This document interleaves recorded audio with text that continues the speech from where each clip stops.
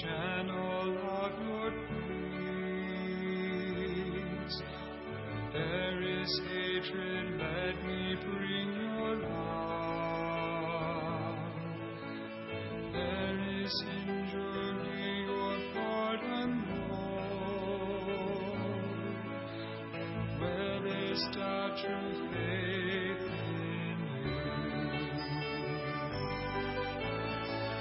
Make me a channel of your peace. Where there's discouragement. Hi, I'm Carolina Castorena, and this is Visions of Inspiration. The first show was about someone getting a couple of DUIs and how it affected his life and what he's gone through. And the end result is what he's doing right now to help people. The consequences of getting a DUI is amazing on what it does to your life and how it changes your life. I'd like to introduce John MacDonald. Yes. Your accent kicks in and my accent kicks in. We do really good. Yes. John, we went a little back in your life, in your childhood, coming from an alcoholic family, how it affected your life, what you went through, and the end result. And this is what it's all about: is how do we turn around the negatives or the things that happen in our lives into positives? And for you, you were able to overcome all of that. You were able to turn your life around, and in return, you know, because of what you went through, you're able to help other people that get DUIs so that they won't feel so devastated and they're not feeling so bad about what they've gone through.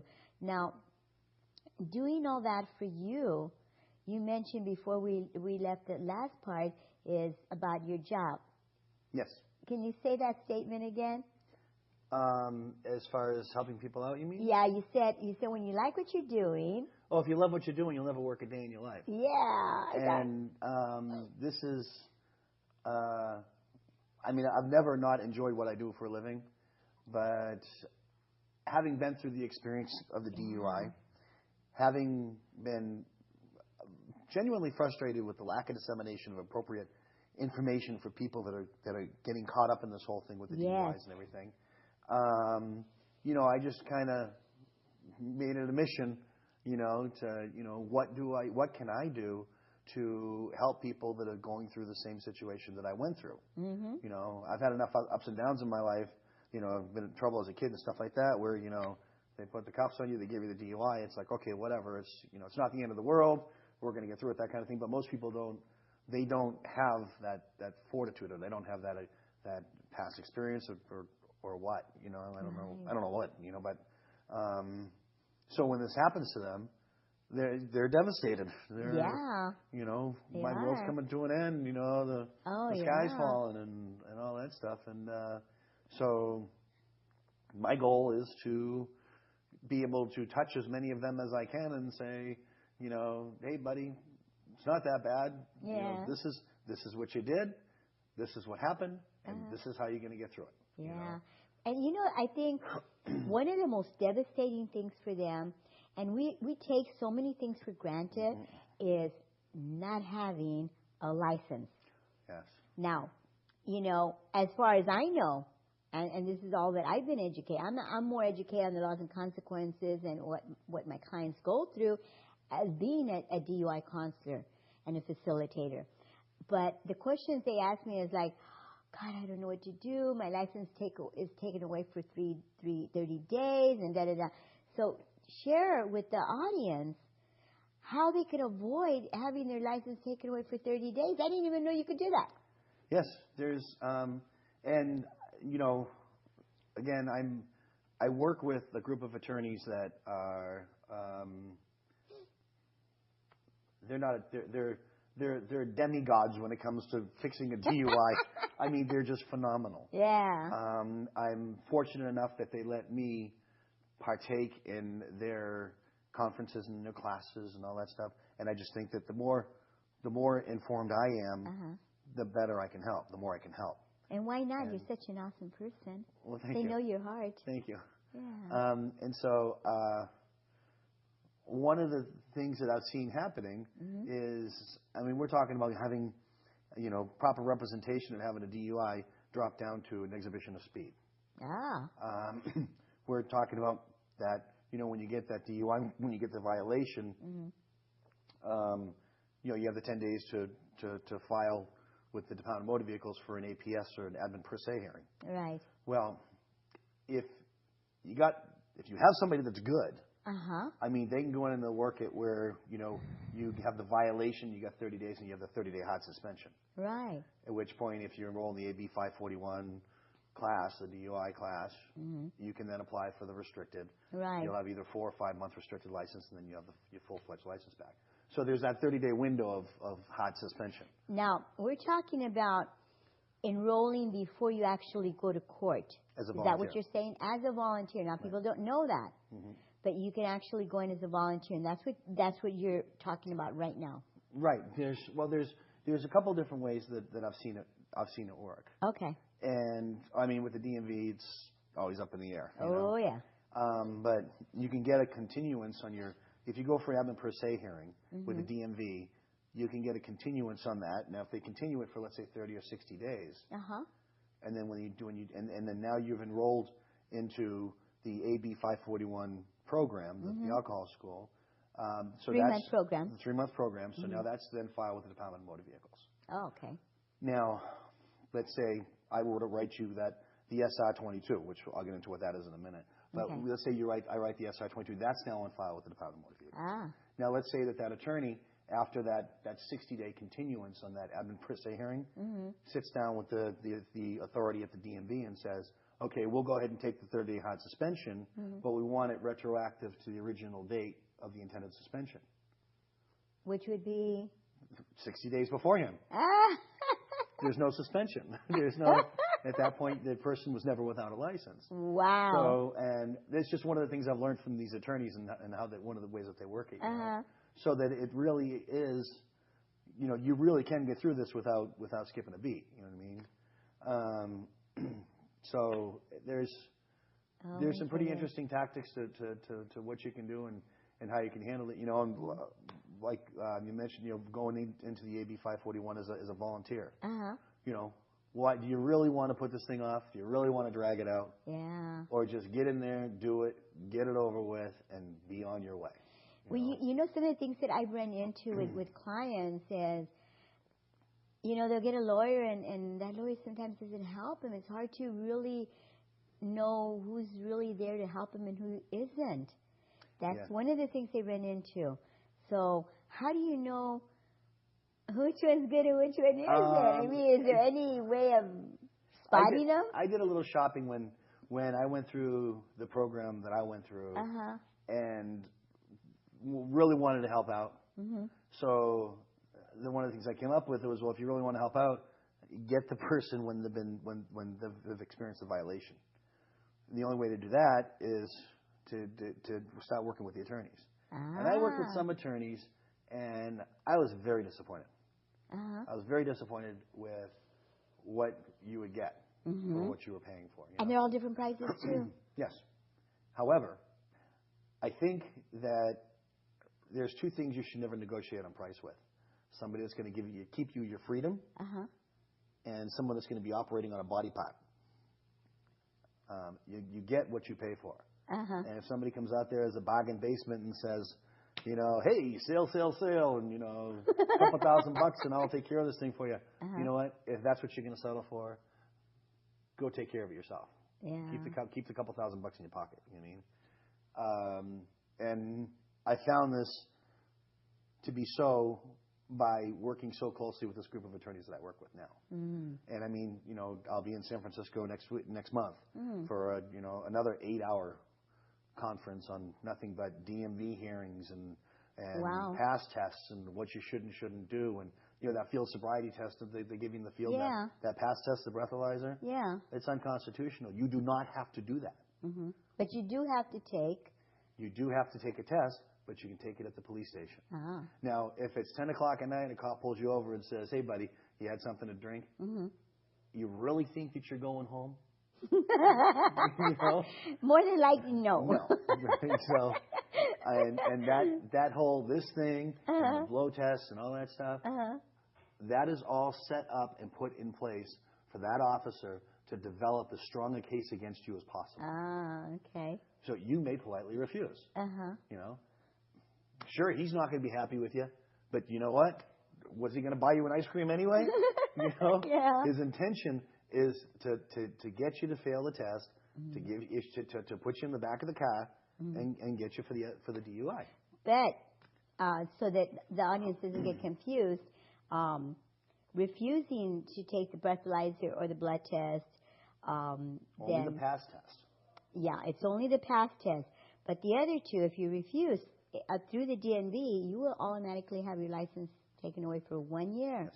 Yeah, which is pretty devastating. Yeah. 30 days is a big deal Right. versus a year. A lot of people don't know that. Right. A lot of people think that if they refuse it, how are they going to know they were drinking? But pretty much in a DUI, it's like you're guilty before you're proven innocent. Absolutely, yes.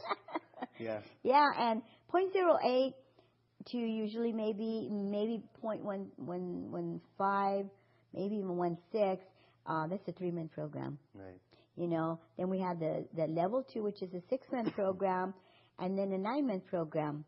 And all it depends, I always share this way. I says, it all depends on, did you give the police a hard time? Did you get in an accident? Or did the judge have a bad hair day? Absolutely, yes.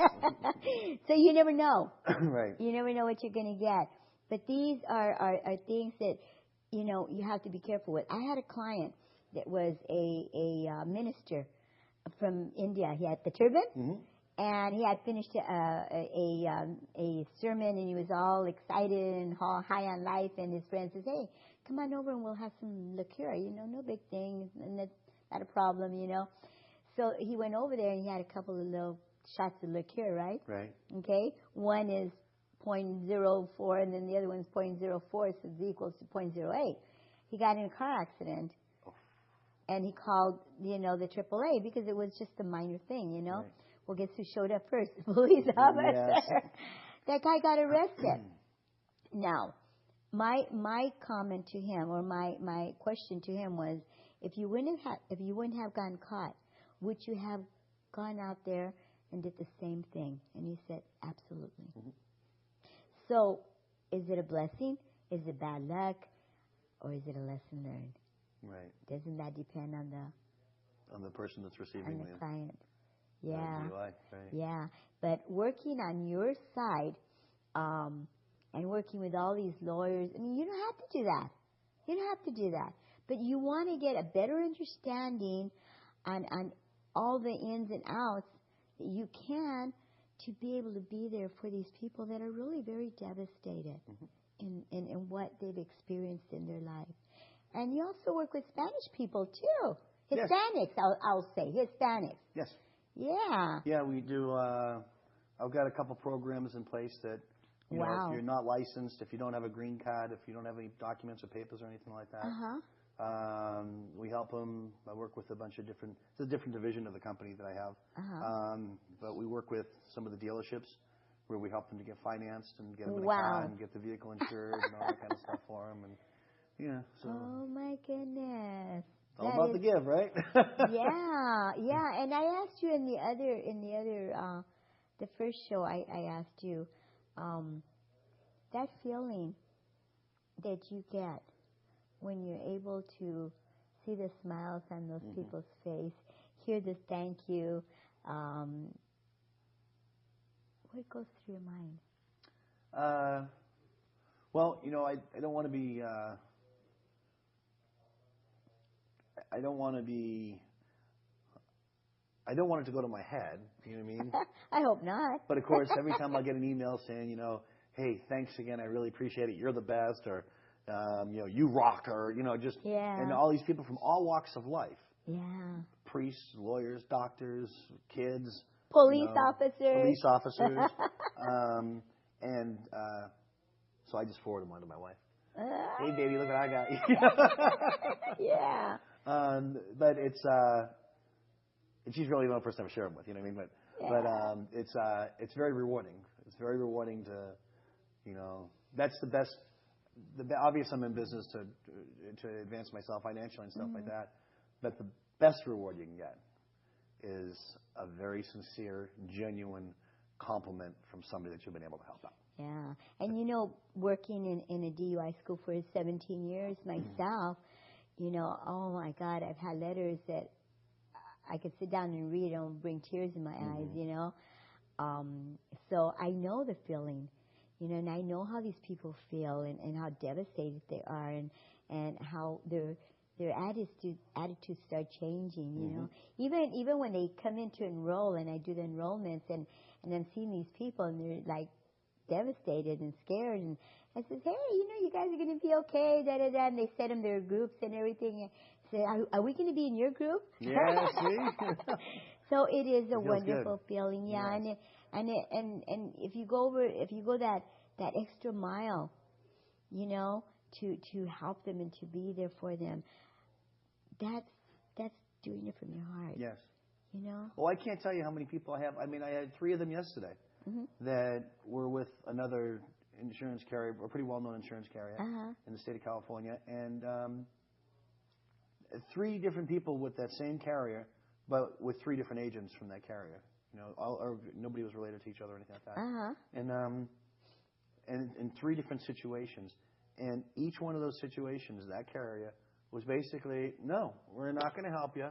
Give me a pile of money, and we'll issue an SR-22 for you, and that's about it. And if you try to get on someone else's policy, or if you try to drive your boyfriend's car, then we'll have you arrested for insurance fraud. And they didn't even live together. You know what I mean? Wow. And so, those are the best people, because when you get them, I mean, those people really, really, really understand. Are grateful. Yes, they completely understand. Okay, here's a question.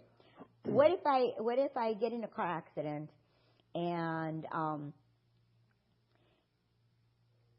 wait a minute, where did I go with that? Okay, what if I get in a car accident and my car is totaled and their car is totaled, but I have insurance, but because I was drinking, am I able to still collect and get my car fixed? Absolutely. With the exception of that one carrier that I was talking from yesterday, and I'll leave their name out of it. But, they have gone so far as to say, if you get into an accident and you're with a DUI, they'll if there's alcohol involved, 99% of the time, you're not going to have a problem with making the claim. So file the claim. Good. Of course, if you're robbing a bank or you're something along that lines where it's blatantly where it's felonious, then obviously there's not going to be any coverage. Okay. I totaled my car while I was robbing the bank and I get it fixed. They're not going to do that. But with a DUI, well, I guess 99% of the time, there's only one carrier that I know of that goes so far as to say, no, we won't. Wow. It's a misdemeanor, and we're not going to fix your vehicle. Which I think is very disappointing, because you're paying the premium. If you get, okay, so fine, you messed up, Yeah. But you know what? They had no problem with taking the premium payment while you were making them. I know. The least they can do is take care of the, fulfill their obligation on their end. Exactly. And people don't know that if they, for instance, they get a DUI already. They already have a DUI, but they're still drinking and driving. And somebody hits them and that person dies, that now, instead of being manslaughter, becomes murder. Murder, right. Yeah. And how do your lawyers work with that? That's a hard one, huh? I'm not sure where to go with that one. I mean, I've got some stories, but they're like I said, they're DUI demigods. They're phenomenal. They're phenomenal. I mean, I've seen some crazy cases. Give me an example. DUI that involved hit and run, where there was a fatality involved. Wow, that's heavy. And it was actually proven that they wound up getting the guy off with just a straight DUI. But it involved shutting the freeway down on 3 different occasions. Wow. To do all the forensics and, to do the studies and velocity and, wet weather versus dry weather versus day versus night. Oh, my goodness. Reactionary speed versus the velocity of the vehicle and the object that it hit. And so they were able to prove that, yeah, the guy was drunk when he hit this guy. But had he been sober on a bright day, and he was at night, it happened at night, had he been sober on a bright, clear, dry day, he still would not have had the reactions, or he still would not have been able to react in time to avoid the fatality. Wow. And so once that case was made, they got off. He got a straight DUI, right? Wow. Now, wet and reckless. Okay. Yes. Now, tell me a little bit about how. Now, if a person, say, maybe for instance, has 0.07, okay, or even 0.08, okay. Now, your lawyers are able to help them. Yeah. Get a wet and reckless. They can get it reduced to a wet reckless. I've seen them reduced to exhibition of speed. Exhibition of speed foregoes the AB 541 program, and then you don't have. I mean, because if you get the DUI conviction, 3 years of zero tolerance, you're 0.01. It's a second DUI. Yeah. 10 years. 10 years of you're gonna have a second DUI if you get popped again. That's right. So and I think it's Los Angeles that's not doing the wet reckless anymore. Really? Yeah, it's either that's the DUI or dry reckless. Huh. But like I said, I've seen a bunch of them coming back as exhibition of speed. Wow. And how they're able to negotiate that is beyond me. But they do it. Well. So in other words, the lawyers can perform miracles, huh? Yeah.